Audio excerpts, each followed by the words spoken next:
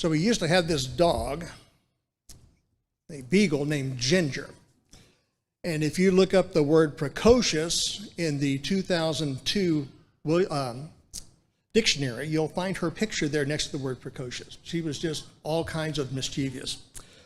So much so that I'll tell you one quick story before I tell you the main story. The one quick story was this dog could climb anywhere. And one day we were getting ready for a Sunday morning class. I was teaching the class, had everything ready to go, stepped away, and the dog had got up on the table and made my Bible its new chew toy. So we almost found out if all dogs go to heaven that day or not. But anyway, that's the kind of dog we're talking about.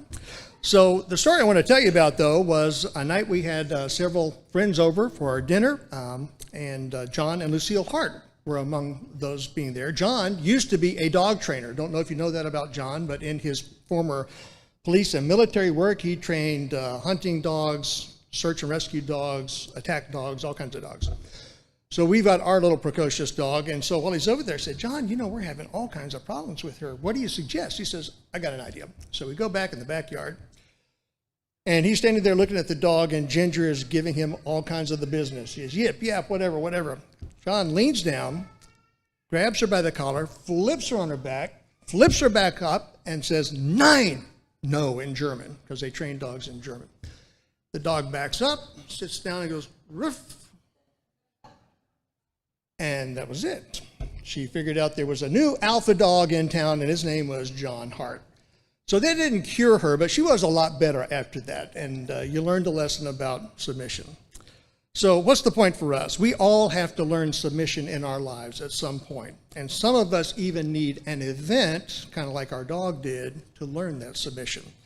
And we look at the Bible and we see lots of examples, but just three real quickly. We think of the prodigal son who was enamored with the world and just wanted his father's inheritance so he could go blow it, thought he knew everything, but he found out he didn't know as much as he thought he did.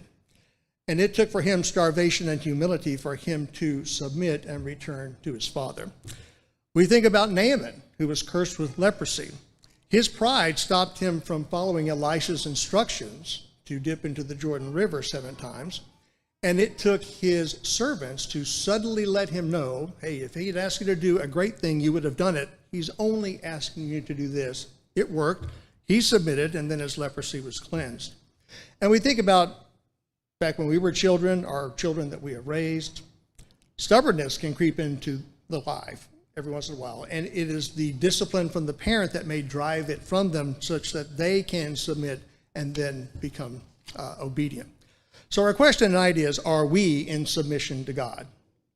And there's lots of different perspectives we could take for that, but we all need to be in submission to God. Do we find ourselves thinking that we know best and that we're enamored with the world and we know best how to live our lives? Find out that we're wrong.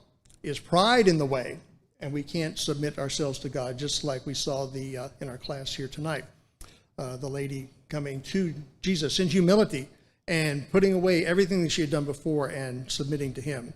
Or are we stubborn and we're just not willing to give in to what God has asked us to do?